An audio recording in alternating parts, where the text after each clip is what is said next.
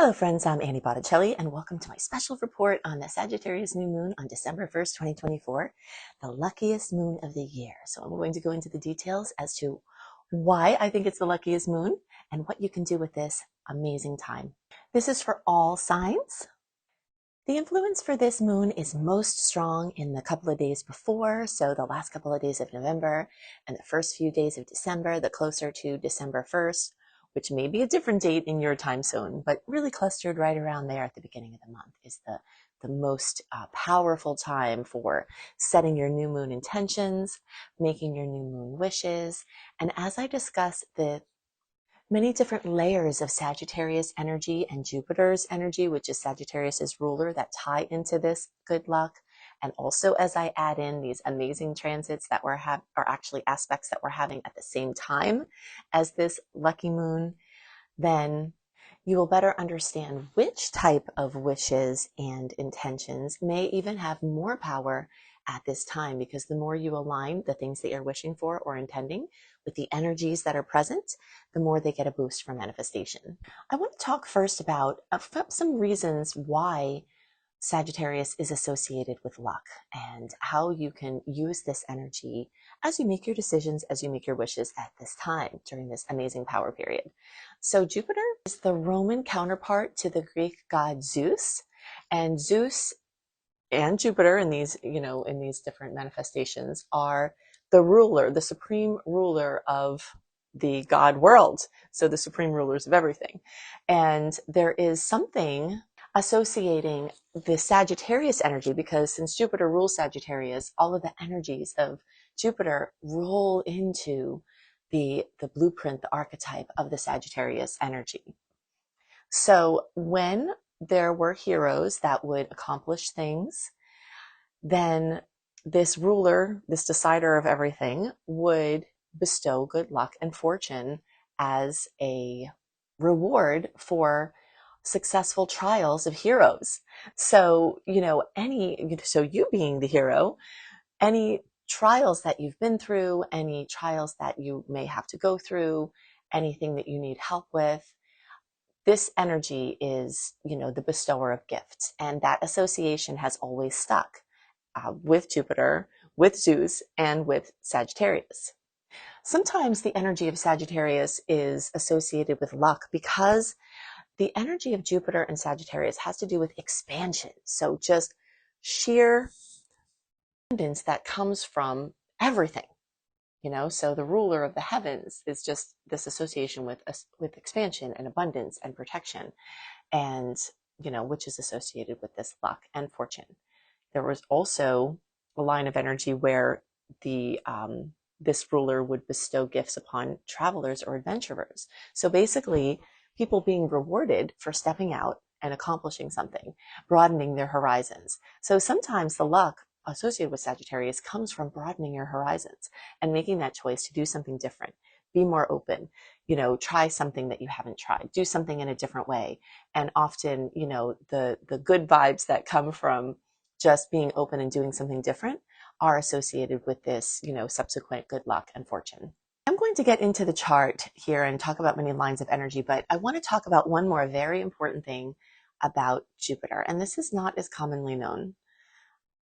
Jupiter, okay, so there are tie-ins between the astronomical profile of a planet with the astrological profile as well. And Jupiter, literally, it's a gas giant. It's really, really big, and its gravitational field is just ginormous. So within the solar system, the place that Jupiter has is actually very, very important because its gravitational field protects the inner planets, the closer ones, including us, the Earth, from being sucked in, like basically protects from gravitational disruptions in the solar system. And it also protects the Earth from potential harm from rogue asteroids and comets. So it's, it's a cosmic guardian, literally.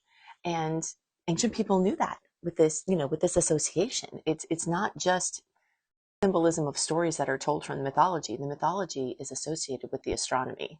Put things in perspective, Jupiter's enormous mass is more than 300 times that of the Earth, and it generates this crazy powerful gravitational field, which acts kind of as a cosmic vacuum cleaner because it will capture or deflect many of the asteroids and comets that might otherwise enter the inner solar system and pose a threat to planets like Earth.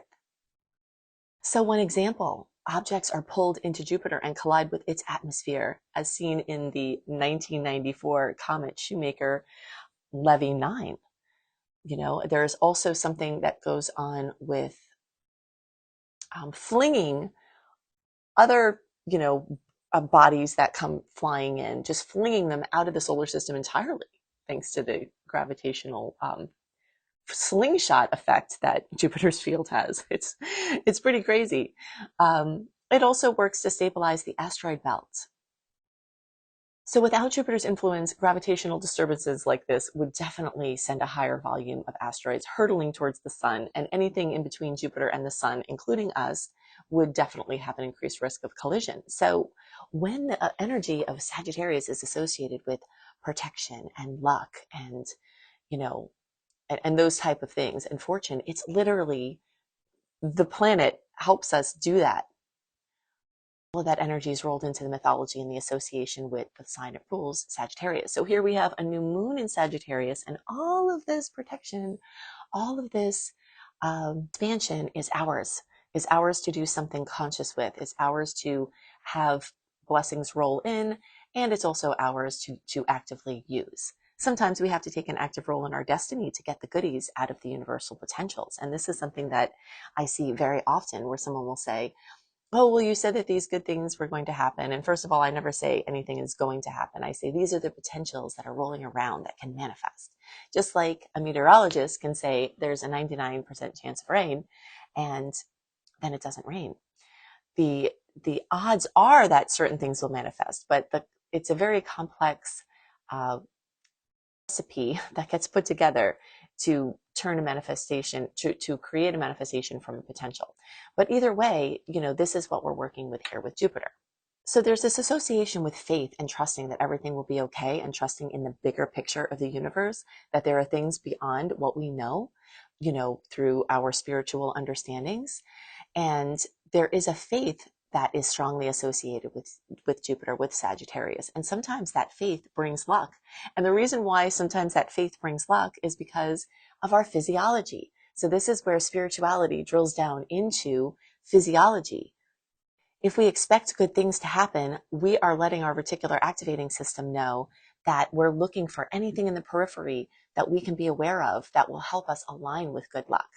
The reticular activating system is the part of our brain that filters things out and lets things in.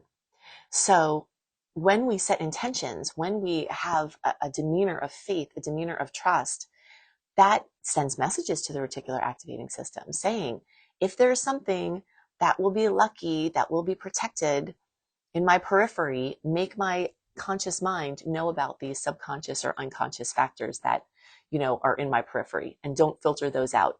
As when there's a negative, viewpoint or a negative way of being, that's telling the reticular activating system, you want to know more things, have more things in your periphery filtered in that could be negative. And that's why negativity begets negativity.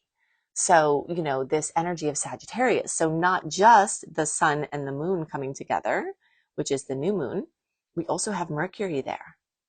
Mercury is traveling backwards, retrograde through Sagittarius. So it's having an exceptionally long transit through Sagittarius when usually it would just breeze by. So we've got this extended, even Sagittarius season that started in early November that will go into early January. So a 2-month period of time where Sagittarius energies are extra present. And so the potentials of this energy of the new moon actually echo out before and after this time as well. So one of the wonderful ways that you can use this energy is to envision, to pray for, to let your reticular activating system know that you want to have this cosmic shield around you of protection, and that you want to filter in everything that can turn out to be lucky and great, and filter out anything that could be negative or challenging. If it's not a sole purpose, of course, sometimes there are certain things we can't get around, but there are other nuisance things that are the area that we can exert some influence in our own experience. So Sagittarius is symbolized by the centaur archer. And this is a mythological creature that is connected to Chiron, who is the wise healer, the wounded healer. So this is also an energy that you can use to take anything that has been hurtful to you, and you can use your wishes and use your intentions for this, that has been, a wound or a difficulty, and you can turn it around and make it lemonade. This is a very saggy thing, and you've got extra energy around that this time, which can make this time even more lucky, which is one of the reasons why it's the luckiest moon of the year. Now, we do have some other things going on that make this very, very lucky.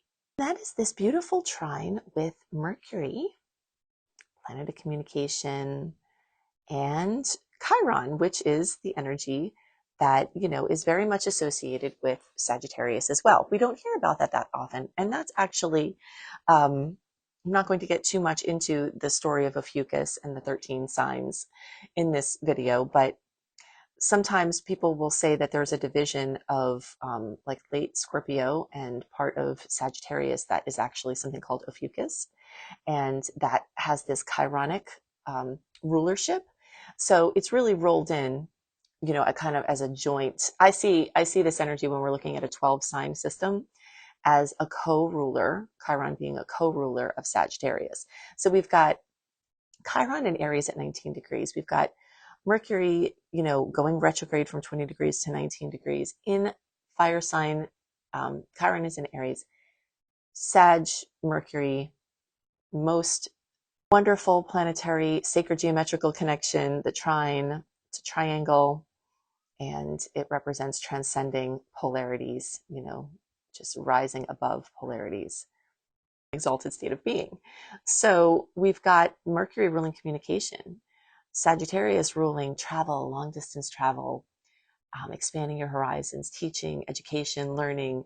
Then Chiron, your wounded space in your physical body, healing.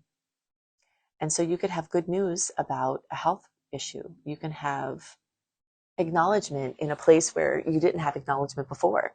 This trine is adding to why this is the luckiest moon of the year.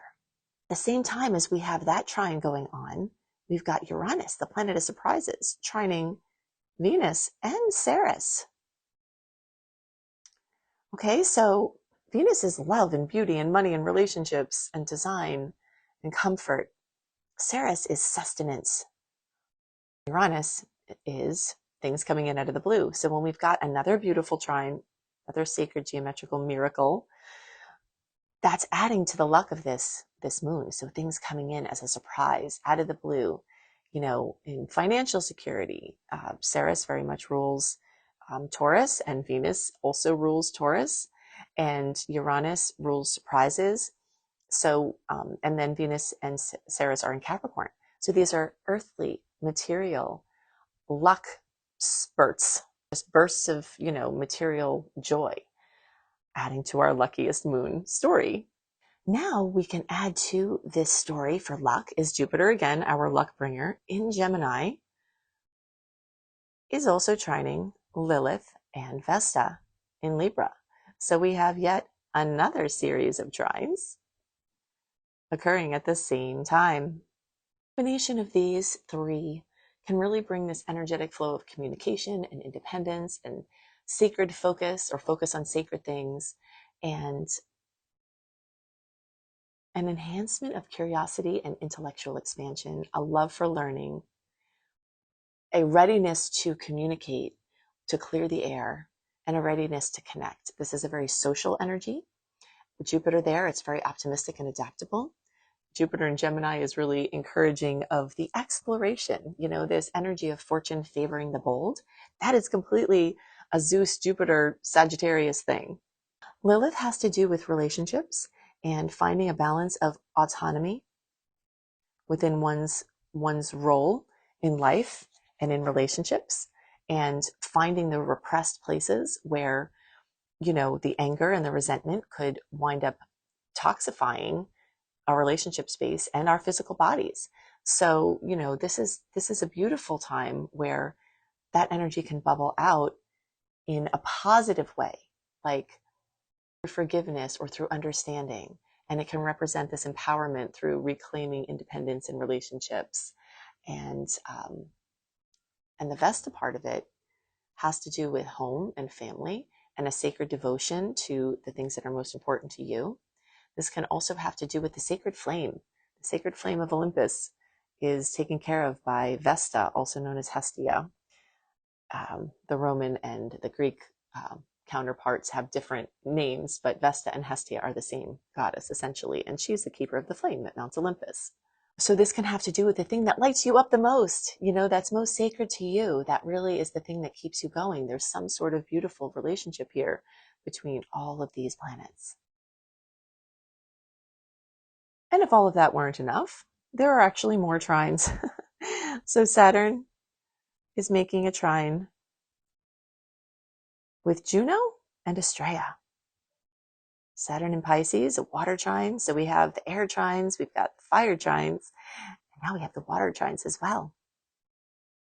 So remember, as I've been explaining all of the things that energies that are brought by this, these are all topics that you can use your new moon wishes to manifest from or to create. Sometimes people are put off by the word manifest, and this is really surprising to me because it just means create. It just means taking an active role in your destiny in the small ways that we can. But those small ways can turn out to be very big ways from the perspective of how we experience something that could be fated to happen. So the ways that you might see this beautiful Saturn trine with Juno and Astraea, we'll break it down. So Saturn in Pisces is going to represent spiritual discipline because Saturn is discipline and Pisces is spirit. So spiritual discipline, managing your mind, managing, the thoughts that go through destructive, through meditation or other healing practices. Basically, we're creating structure around working with your dreams, working with your intuition, creating structure around having compassion or forgiveness. And then adding Juno and Scorpio here, we've got this deep transformative partnership focus that will demand loyalty and authenticity and sometimes intensity. And then you add Astraea in and you've got themes of justice and persistence and refusal to give up, even in especially emotionally charged situations or unresolved cycles. But remember, these are all trines. So this is not usually, it's not like a square where we can get something good that comes from a point of conflict. These are just sweet angles. This energy with Astraea can also have to do with healing and uncovering truths and achieving balance and entrusting that justice will be served in the ways that the universe will better see fit. Because sometimes from our limited viewpoint, it's not easy to see, the whole karmic story. So at this point, you can use your wishes around the topics of commitment and growth and healing through partnership and justice and restoration and emotional discipline and mental discipline and depth of collaboration and even artistic vision, and crystallizing artistic vision or visionary, feelings that are in the world of feeling, the world of intuition, the world of the unseen, and bringing them down into the scene. You can address unresolved issues, except in this case, remember, this isn't a square. This is like the good part that comes after you've done the work or gone through the difficulty is the type of thing that this can roll in. Hopefully you can see why I titled this report for the Sagittarius new moon in this time frame, the luckiest moon of the year. And if you want to have more information about what is going on this month, I've been posting weekly. So definitely like, subscribe, click the bell to enable notification and enable notifications. So doing all those things will ensure delivery when I have my new post, so you won't miss anything. Definitely look to my December horoscopes. YouTube friends, I'll put it in the playlist that follows. And podcast friends, just scroll back in time to get to the December reports, because that's going to give you all of the information that you need to make the most of December. And then you can look out for the individual reports. I'll post a full moon in Gemini later. Also, we've got a big transit in December. I'm going to post one about that. So you can, subscribe and find all of that stuff. Now, if you want personalized reports from me, go to AnnieBClarity.com. Annie, the letter B, Clarity.com. If you're interested in seeing how the outer planets, like Jupiter and Uranus and Neptune and Pluto and the ones that are further out that stay in somewhere, the sign they're moving through for a long time, how they're affecting you now in the years to come and how you can make the most of it. You'll love my outer planet transit report that's personalized to your chart. You can get that at annievclarity.com. Go to anniehelpsyou.com and sign up for my free VIP newsletter that will give you early access to all of my content and also lots of goodies, including my write-up of the month with my sweet and salty dates. And if you want to learn astrology, I've got an awesome, crazy Black Friday promo going on where you get everything. It's basically a quadruple promo. You get everything in my school, everything else in my school for free when you register for this one course, my Astrology Mastery Certification course. So you can see the details at beastropro.com. Runs through December 2nd. Hope this moon is amazing for you, and I'll catch you in the next video. Bye for now.